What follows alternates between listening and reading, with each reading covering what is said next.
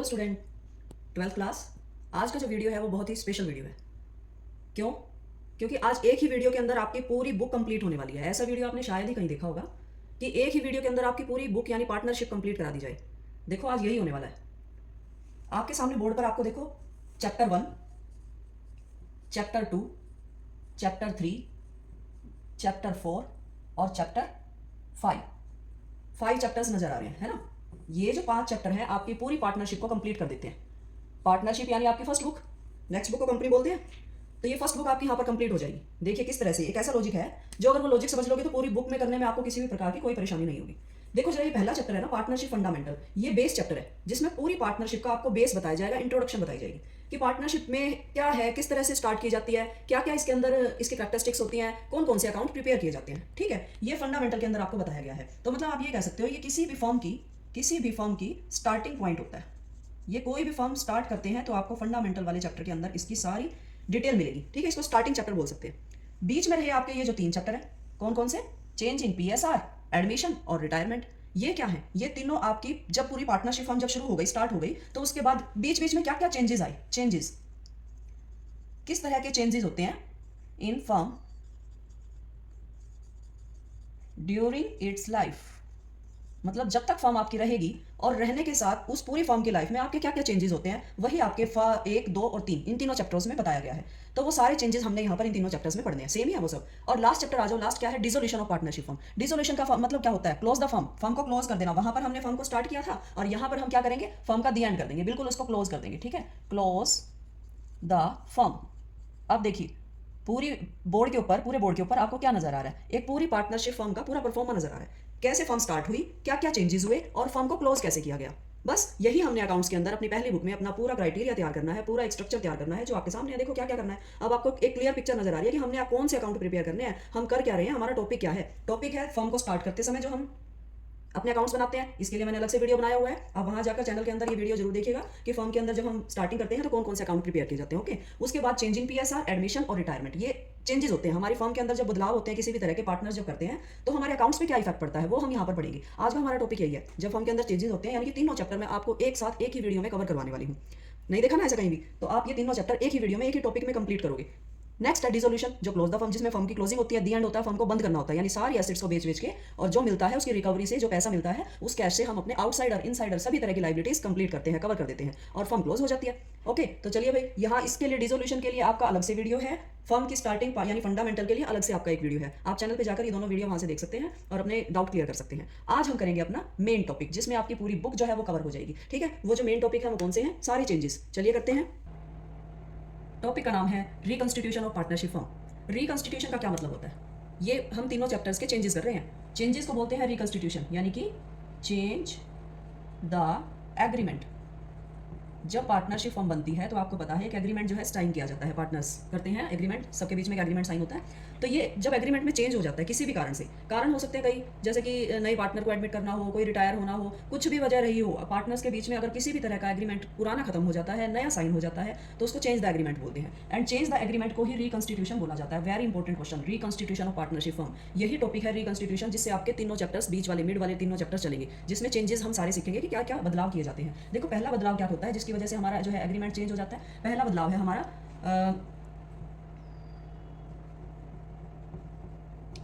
Change in PSR. PSR means profit sharing ratio, जो कि आपका चैप्टर नंबर 2 है। चेंज इन पीएसआर, जब पार्टनर्स के बीच में प्रॉफिट शेयरिंग रेशो चेंज हो जाती है, मींस पार्टनर पहले ए और बी थे, उनकी रेशो क्या थी? 1:2 थी। अब वो ये चाहते हैं कि हमारी रेशो 1:1 हो जाए। ठीक है, ये हमारी ओल्ड रेशो थी और ये न्यू रेशो है। फ्यूचर में चाहते हैं ए भी 1:1 रेशो हमारी हो जाए। तो इसका मतलब देखिए अब आपका रेशो चेंज हो रही है। जब रेशो चेंज हो रही है तो फिर से हमारा एग्रीमेंट जो है चेंज हो जाएगा। एग्रीमेंट चेंज, इट मींस ये रिकंस्टिट्यूशन ऑफ पार्टनरशिप फर्म है। तो इसका मतलब जब चेंज इन पीएसआर वाला जो हम चैप्टर है करेंगे तो उसको क्या बोलते हैं? रिकंस्टिट्यूशन बोलते हैं। इस टाइम पे हमारा एग्रीमेंट चेंज हो रहा होता है। ओके, क्यों चेंज हो रहा होता है? क्योंकि प्रॉफिट शेयरिंग रेशो चेंज हो रही होती है। ये फर्स्ट हमारा रीजन है। सेकंड रीजन क्या है? सेकंड रीजन है हमारा admission. Admission admission of a new partner.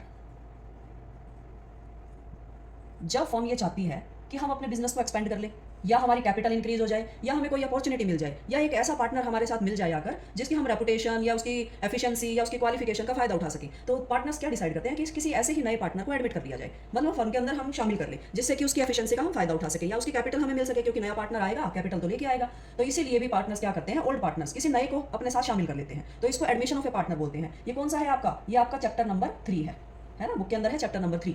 तो यहाँ पर भी जब नया पार्टनर आएगा, देखो ए और बी थे पुराने पार्टनर, उनकी रेशो थी 1:1, ठीक है। अब उन्होंने सी, नया पार्टनर सी को एडमिट किया, अपनी फर्म में इन्वॉल्व कर लिया, और सी आया तो सी भी बराबर आया, उसके जो शेयर है ए और बी का था वैसे ही सी का भी हो जाएगा, यानी 1:1:1। अब जब सी आएगा प्रॉफिट यहाँ पर लेगा, तो इन दोनों को अपने प्रॉफिट का कुछ ना कुछ हिस्सा छोड़कर सी को देना पड़ेगा, ठीक है। यही आपका admission of a new partner है। तो भाई जो भी मसला रहा हो इनका, लेकिन एडमिशन ऑफ न्यू पार्टनर के अंदर क्या होता है, आपका एग्रीमेंट चेंज हो जाता है। तो अब एग्रीमेंट चेंज हो गया, बदल गया, पुराना एग्रीमेंट खत्म हो गया, नया एग्रीमेंट साइन हो गया, नए पार्टनर की वजह से, आने वाले पार्टनर की वजह से जब एग्रीमेंट खत्म होता है, तो उसको भी क्या बोलते हैं, रिकंस्टिट्यूशन बोलते हैं, यानी चेंज द एग्रीमेंट। दोनों सिचुएशंस में आपके एग्रीमेंट चेंज हो रहे हैं, मतलब रिकंस्टिट्यूशन हो रहा है, ठीक है। और तीसरा कारण क्या होता है, तीसरा कारण होता है रिटायरमेंट, रिटायरमेंट और डेथ ऑफ पार्टनर। यहां पर किसी पार्टनर की डेथ हो जाती है या कोई पार्टनर रिटायर हो जाता है, रिटायरमेंट का मतलब चला जाता है फर्म को छोड़कर, तो भी हमारा एग्रीमेंट चेंज होता है। यहां भी एग्रीमेंट चेंज हुआ, यहां भी हुआ और यहां भी एग्रीमेंट चेंज हुआ, क्योंकि जो इन्होंने पुराने पार्टनर ने ऑलरेडी कोई एग्रीमेंट बना रखा था, इन नए आने वाले की वजह से या पुराना जाने वाले की वजह से या डेथ की वजह से या प्रॉफिट शेयरिंग रेशो चेंज होने की वजह से वो पुराने एग्रीमेंट को छोड़ देंगे और एक नया एग्रीमेंट दोबारा से नया बनाएंगे और उस नए एग्रीमेंट को साइन करेंगे, जिसमें नई टर्म्स कंडीशंस लिखी जाएंगी। तो यहाँ पर भी हमारा एग्रीमेंट खत्म हो जाता है भाई पुराना, और एक नया एग्रीमेंट ये स्टार्ट करते हैं। तो यहाँ खत्म हुआ एग्रीमेंट, तो इसको भी क्या बोलेंगे, रिकंस्टिट्यूशन बोलेंगे, मींस चेंज द एग्रीमेंट। अपना मेन टॉपिक क्या है, चेंज द एग्रीमेंट। तीनों सिचुएशंस में हमारा एग्रीमेंट चेंज हो रहा है। और यहाँ पर हमारा ये वाला कौन सा चैप्टर है, ये है चैप्टर नंबर 4, ठीक है। तो यहाँ पर देखिए एक ही सेम टॉपिक रिकंस्टिट्यूशन, और टॉपिक्स हमारे चैप्टर्स आ रहे हैं 3, चेंजिंग पीएसआर, एडमिशन और रिटायरमेंट। तो यहाँ पर एक बात तुम्हें क्लियर पिक्चर नजर आ रही होगी कि चाहे मैटर कुछ भी हो, चेंजिंग पीएसआर हो, एडमिशन हो या रिटायरमेंट हो, हम एक ही चीज पढ़ने वाले हैं, सेम चीज पढ़ने वाले हैं। क्या पढ़ने वाले हैं, change the agreement. Agreement change होगा तो ये कारण हो सकते हैं कुछ भी, लेकिन हमारा ये बात पक्की है कि एग्रीमेंट पुराना खत्म हो जाएगा और एक नया एग्रीमेंट स्टार्ट हो जाएगा, ठीक है। ये तो थ्योरी पोर्शन की बातें थी, हमने पढ़ लिया है। रिटायरमेंट में पता है ना आपको, जितने भी मान लो ए बी सी 3 पार्टनर थे, ए रिटायर हो गया, चला गया, तो अब इन फ्यूचर कितने पार्टनर रह जाएंगे, बी और सी, यानी जितने भी थे ना उससे डिक्रीज, कम हो जाएंगे पार्टनर रिटायरमेंट और डेथ में। और यहाँ क्या हुआ था, यहाँ ऑलरेडी 2 पार्टनर थे और एक पार्टनर हमारा बढ़ गया था, इंक्रीज हो गया था। तो यहाँ पर तो बढ़ते हैं, यहाँ घटते हैं, और यहाँ कोई फर्क नहीं पड़ता पार्टनर्स में। 2 थे तो 2 ही हैं, यहाँ 2 थे तो 3 हो गए थे, यहाँ 3 थे तो 2 हो गए थे। इस तरह से पार्टनर्स देखो हर सिचुएशन में आप अलग अलग काम करेंगे, हर एक टॉपिक पे अलग अलग तरह से रिएक्शन होगा आपका, यानी काम किया जाएगा। लेकिन ये बात बिल्कुल सेम है कि यहाँ तीनों टॉपिक्स में रिकंस्टिट्यूशन हो रहा है, ठीक है। रिकंस्टिट्यूशन में चेंज द एग्रीमेंट। अब भाई चलो ये तो हम बातें हमने पढ़ ली कि रिकंस्टिट्यूशन में एग्रीमेंट चेंज हो जाता है और ये कारण होते हैं एग्रीमेंट चेंज होने के, लेकिन अपने अकाउंट्स पे क्या फर्क पड़ेगा उस चीज का, इफेक्ट ऑन अकाउंट्स। अकाउंट्स में हमें क्या करना पड़ेगा, ये तो थ्योरी में हमने पढ़ ली, ठीक है, रिकंस्टिट्यूशन में पढ़ लिया हमने, लेकिन अकाउंट्स पे क्या फर्क पड़ेगा, अकाउंट्स पे फर्क पड़ेगा ये कैलकुलेशन ऑफ रेशो, यानी कि हमें 5 काम करने पड़ेंगे, 1 2 3 4 5, ये 5 काम हमें करने पड़ेंगे तीनों चैप्टरों में। और सेम इसमें भी यही 5 काम करने हैं आपको, इस वाले चैप्टर में भी यही 5 काम करने हैं, इस वाले चैप्टर में भी यही 5 काम करने हैं, और इस वाले चैप्टर में भी यही 5 काम करने हैं। यानी कि बारी बारी से हम पहले इन 5 कामों को ही पढ़ लेते हैं, पहले इन कामों को यहाँ फिट कर देंगे, फिर इन कामों को एडमिशन में लगा देंगे, फिर इन 5 कामों को रिटायरमेंट में लगा देंगे। ओके, तो यानी कि एट द एंड हम ये बोलेंगे कि जब रिकंस्टिट्यूशन होता है तो इस चैप्टर में भी, इस चैप्टर में भी और इस चैप्टर में भी हमें यही 5 काम कंप्लीट करने हैं। ओके, कौन कौन से 5 काम होते हैं वो लाइन से याद रखना इनको। आपकी जब बुक खोल के देखोगे, बुक में यही 5 टॉपिक हैं आपके जो कवर किए गए हैं। हर किसी को करने का तरीका अलग अलग है। जैसे कैलकुलेशन ऑफ रेशो पहला काम है आपका, इसमें आपको रेशो कैलकुलेट करनी पड़ती है। रेशो कितने तरह की होती है भाई, एक ओल्ड रेशो होती है, एक न्यू रेशो होती है, एक सैक्रिफाइसिंग रेशो होती है, ठीक है, और एक गेनिंग रेशो होती है। ये 4 रेशो होती हैं, 1 2 3 और 4। ओल्ड रेशो आपको हर केस में गिवन मिलेगी, इसमें भी इसमें भी इसमें भी हर केस में गिवन मिलेगी ओल्ड रेशो। न्यू रेशो हो सकता है गिवन मिल जाए या ना हो, तो आपको निकालनी पड़ेगी, कैलकुलेट करनी पड़ेगी। सैक्रिफाइसिंग रेशो का फार्मूला क्या होता है, old ratio minus new ratio, और गेनिंग का फार्मूला क्या होता है, new ratio minus old ratio. ये आपके फार्मूले होते हैं। तो भाई यहाँ पर जो कैलकुलेशन ऑफ रेशो जो टॉपिक है आपका पहला टॉपिक, वेरी इंपॉर्टेंट टॉपिक, आप लिख के ले लो, इसके क्वेश्चन जरूर आएंगे आपके पेपर में। कौन से आएंगे, न्यू रेशो वाले। कौन से क्वेश्चन आएंगे, न्यू रेशो कैलकुलेट करने वाले पेपर में क्वेश्चंस आएंगे। और इसके ऊपर मैंने बहुत डीपली आपको एक्सप्लेन किया हुआ है, एक पूरा वीडियो बनाया हुआ है चैनल पे, आप बैक में जाके देखोगे तो आपको कैलकुलेशन ऑफ न्यू रेशो के नाम से आपको एक वीडियो मिलेगा, जिसमें बहुत अच्छे तरीके से, मतलब जो आपको मिलेगा नहीं कहीं ऐसा टॉपिक, बिल्कुल मैंने खुद उस टॉपिक को प्रिपेयर किया है कि आप रेशो निकालते हो जब न्यू रेशो, तो उसको कैसे अलग अलग तरीकों से निकाला जा सकता है। मीन्स उसके केसेस बना लिए मैंने, केस 1 केस 2 केस 3, और वो तीनों केस करने के बाद आई एम श्योर आपकी रेशो जो है कभी भी रेशो गलत नहीं होगी, ठीक है। तो रेशो का क्वेश्चन अगर आपको 100% आपका मार्क करना है तो आप वीडियो के अंदर जाके जरूर देखिएगा, वहां पर मैंने इसको क्लियर किया हुआ है। आज हम करेंगे कौन सा topic, calculation and treatment of goodwill. वैसे तो इसका नाम ट्रीटमेंट ऑफ गुडविल है, मैंने कैलकुलेशन इसलिए लिख दिया, कैलकुलेट इसलिए लिखा क्योंकि कई बार गुडविल की अमाउंट आपको क्वेश्चन में गिवन नहीं होती, तो आपको निकालनी पड़ेगी भाई, वो कैलकुलेट करनी पड़ेगी। गुडविल की अमाउंट कैलकुलेट करने के आपके बेटा जी 3 मेथड है। पहला नाम क्या है, पहला मेथड है आपका क्या, average profit method. Average profit method. ठीक है, दूसरे टॉपिक का नाम है आपका super profit method, super profit method. और तीसरे टॉपिक का नाम है कैपिटलाइजेशन, कैपिटलाइजेशन मेथड। इन तीन मेथड से आप गुडविल को कैलकुलेट कर लोगे। सिर्फ कैलकुलेट करोगे, मतलब यहां से गुडविल की अमाउंट आ जाएगी अगर क्वेश्चन में गिवन नहीं है। अगर गिवन है तो फिर तो निकालनी नहीं है, फिर तो काम ही बन गया हमारा। लेकिन अगर गिवन नहीं है गुडविल तो आपको इन तीन मेथड से गुडविल को कैलकुलेट करना पड़ेगा। और इनके अलग अलग फार्मूले हैं। एवरेज कैसे निकालते हैं, जितने भी सालों का प्रॉफिट गिवन होता है ना, टोटल प्रॉफिट जो गिवन होता है, उस प्रॉफिट को नंबर ऑफ ईयर से आप क्या कर देते हैं, डिवाइड कर देते हैं। जैसे कि आपको मान लो कितना 2-3 सालों का प्रॉफिट गिवन है, फर्स्ट ईयर का प्रॉफिट, सेकंड ईयर का, थर्ड ईयर का और फोर्थ ईयर का प्रॉफिट गिवन है। कितने सालों के, 4 साल ना, 4 से डिवाइड कर देंगे सबको प्लस करके, तो आपका एवरेज प्रॉफिट आ जाएगा। सुपर प्रॉफिट का फार्मूला क्या होता है, सुपर प्रॉफिट का फार्मूला होता है average profit minus normal profit. ठीक है, अब ये एवरेज तो हम निकाल चुके हैं ऊपर। नॉर्मल प्रॉफिट का फार्मूला क्या है, नॉर्मल प्रॉफिट का फार्मूला है capital employed multiply normal rate of return divided by 100। ये नॉर्मल रेट ऑफ रिटर्न आपको ऑलवेज क्वेश्चन में गिवन मिलती है। ये कैपिटल एम्प्लॉयड किसको बोलते हैं, कैपिटल एम्प्लॉयड बोलते हैं जो पार्टनर्स की कैपिटल है उसको, या तो कैपिटल गिवन हो या टोटल एसेट्स गिवन हो, एसेट्स गिवन हो और उसमें से लाइबिलिटीज को माइनस कर दें, लाइबिलिटीज को माइनस कर दें तो भी आपका कैपिटल एम्प्लॉयड आ जाएगा। वहां से इसको पुट करके आप इसमें जो नॉर्मल प्रॉफिट है वो आप निकाल सकते हो। ठीक है, अब यहाँ से जो भी फार्मूला लगाएंगे, भाई गुडविल निकालने का फार्मूला क्या होता है, गुडविल निकालने का एक सिंपल सा फार्मूला है। गुडविल कैसे निकालेंगे, एवरेज से निकाला तो average profit multiply by number of year purchase, number of year purchase. ठीक है, अगर सुपर से निकाला तो एवरेज को हटा देना, यहाँ पे सुपर लगा देना, super profit multiply number of year purchase. Okay, इस तरह से आपकी गुडविल आ जाएगी। कैपिटलाइजेशन मेथड के दो फार्मूले हैं, capitalisation on base of average profit, capitalisation on base of super profit. ठीक है, तो यहाँ से आपकी गुडविल कैलकुलेट हो जाएगी। अब हम सीखते हैं कि इसकी ट्रीटमेंट कैसे करते हैं। ट्रीटमेंट कैसे करते हैं उसके लिए हम डिटेल में इस टॉपिक्स को पढ़ेंगे। गुडविल को तीनों चैप्टरों में एक साथ गुडविल की ट्रीटमेंट करेंगे। और गुडविल का क्वेश्चन भी आपका बेटा 100% पेपर में आने ही वाला है। गुडविल की ट्रीटमेंट में जर्नल एंट्री बनानी है हमें गुडविल की। ये जो टॉपिक है रिजर्व्स और जो आपका रिवैल्यूएशन एडजस्टमेंट है, इसको हम नेक्स्ट वीडियो में करेंगे। आज की वीडियो में कवर करेंगे ट्रीटमेंट ऑफ गुडविल। तो चलिए, हमारे टॉपिक का नाम है treatment of goodwill, treatment of goodwill, जो कि मोस्ट इंपॉर्टेंट टॉपिक है तुम्हारा, most important topic treatment of goodwill. बड़े आराम से ध्यान से समझना ट्रीटमेंट ऑफ गुडविल क्या होता है। गुडविल को ट्रीट करना, जब एक पार्टनर आता है या जाता है तो गुडविल हमारी रेपुटेशन के नाम होती है, रेपुटेशन को बोलते हैं। कोई भी फर्म जो इतने सालों की मेहनत से अपनी रेपुटेशन इंक्रीज करती है, उसके एक टाइम पे, कुछ खास टाइम्स पे वैल्यू कैलकुलेट की जाती है कि हमने कितनी मेहनत की, कितना नाम कमाया हमारे बिजनेस का, जिसकी वजह से हमें प्रॉफिट्स ज्यादा हो रहे हैं, जिसकी वजह से हमारी फर्म को दुनिया वाले जानने लगे हैं, जिसकी वजह से हमारे कस्टमर इंक्रीज हुए, हमारी सेल इंक्रीज हुई है। उसी नाम, उसी वैल्यू का फायदा उठाते हैं तो उसको गुडविल बोलते हैं। किसी भी फर्म के साथ अगर गुडविल है तो उस फर्म की जो है रेपुटेशन, सेल, प्रॉफिट सब कुछ बढ़ा हुआ ही मिलेगा। लेकिन अगर गुडविल नहीं है किसी भी फर्म के साथ तो उसकी रेपुटेशन, प्रॉफिट, सेल सब कुछ नीचे मिलेगा, डाउन मिलेगा। तो उसी गुडविल की ट्रीटमेंट हम कुछ खास मौकों पे करते हैं। मींस जब रिकंस्टिट्यूशन होता है तो गुडविल की ट्रीटमेंट की जाती है। और आपको पता है रिकंस्टिट्यूशन कब कब होता है, रिकंस्टिट्यूशन होता है चेंज इन PSR के टाइम पे, और दूसरा होता है हमारा एडमिशन के टाइम पे, एडमिशन ऑफ न्यू पार्टनर, इस टाइम पे भी गुडविल हमारी कैलकुलेट की जाती है। और फिर लास्ट है हमारा रिटायरमेंट, रिटायरमेंट और डेथ ऑफ पार्टनर, ये हमारा तीसरा टॉपिक है। अब देखो, ये आपको वैसे ही पता है, मैं आपको भी अभी बता के हटी हूँ कि चेंज इन PSR और आपका सेकंड चैप्टर है, एडमिशन थर्ड है, रिटायरमेंट आपका फोर्थ चैप्टर है। इन तीनों चैप्टर्स में सेम ट्रीटमेंट चलेगी। पहले आपको रेशो कैलकुलेट करनी है, सेकंड नंबर पे आपको क्या करना है, गुडविल की ट्रीटमेंट करनी है। कैसे करनी है गुडविल की ट्रीटमेंट, देखिए। चेंज इन PSR जब प्रॉफिट शेयरिंग रेशो चेंज होती है चैप्टर 2 में, आपको यानी कि A और B दो पार्टनर थे और फिर उनकी रेशो कितनी थी, 2:1 थी। अब कितनी हो जाएगी, 1:1 हो जाएगी। यानी कि पहले भी दो ही थे और अभी भी दो ही पार्टनर है, कोई फर्क नहीं पड़ा ना कोई आया ना कोई गया, जो पार्टनर थे एज इट इज वही पार्टनर है। तो इनकी गुडविल की ट्रीटमेंट के लिए क्या जर्नल एंट्री बनेगी, इनकी जर्नल एंट्री बनेगी gaining partner debit, gaining partner account debit to sacrificing partner, sacrificing partner capital account, यहां भी कैपिटल अकाउंट।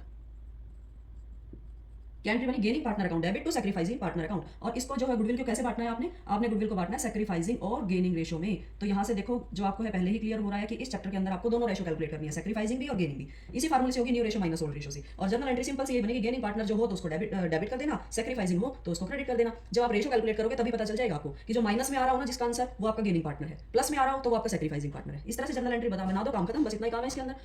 अब है आपका admission of a new partner. Admission of a new partner के अंदर आपको गुडविल की ट्रीटमेंट कैसे करनी होती है, आपको देखना पड़ता है कि गुडविल पार्टनर जो है ना वो कैसे लाया है, वो कैश में लेके आया है या कैश में नहीं लाया। Not bring in cash, not bring in cash, यहां पर क्या लिखेंगे, ब्रिंग इन कैश।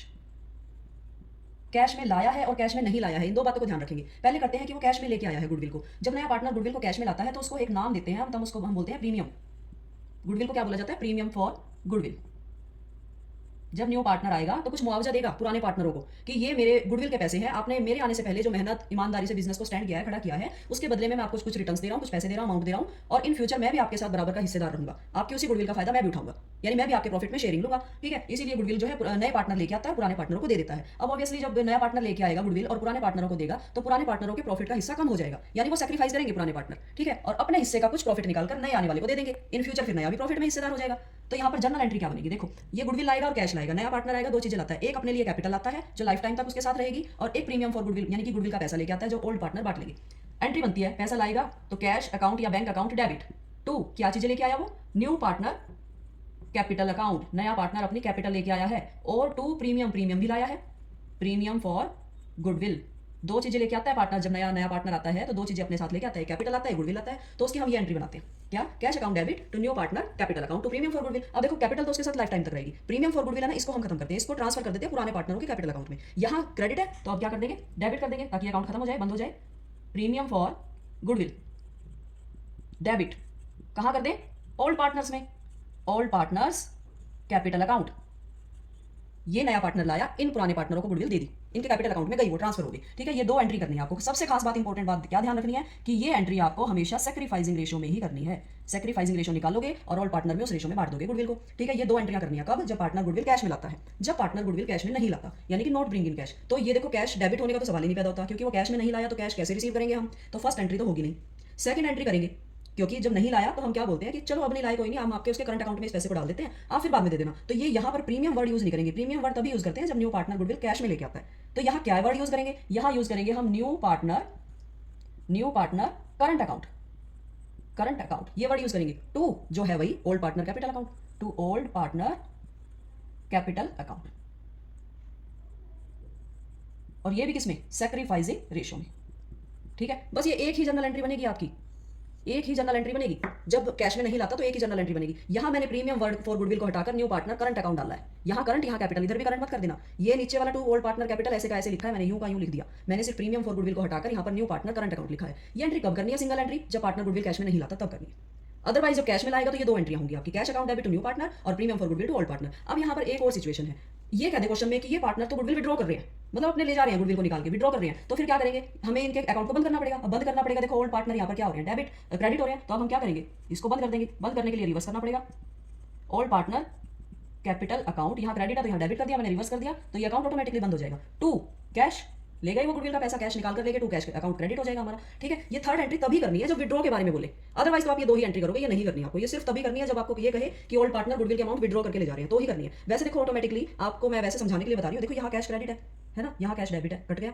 यहाँ ओल्ड पार्टनर डेबिट है, यहाँ क्रेडिट है, ये भी कट गए। प्रीमियम यहाँ डेबिट है, यहाँ क्रेडिट है, ये भी कट गया। तो मतलब सब कुछ ही कट गया, क्या बचा लास्ट में, लास्ट में बचा न्यू पार्टनर कैपिटल अकाउंट, ये बचा। और यही चीज जो है नए पार्टनर की कैपिटल इन फ्यूचर कंटिन्यू रहेगी, बाकी तो सब कुछ कट ही चुका है, यहीं पे आया यहीं पे खत्म हो गया।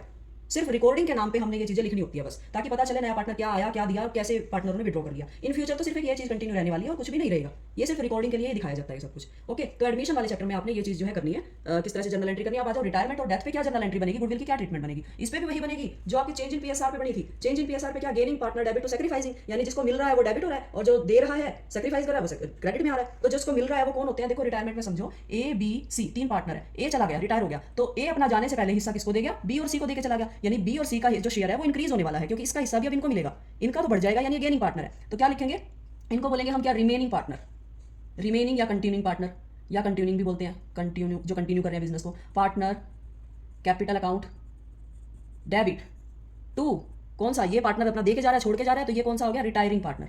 रिटायरिंग पार्टनर, अगर डेथ भी हो रही है ना तो रिटायरिंग की जगह क्या लिख देंगे, डिकीज पार्टनर या डेड पार्टनर,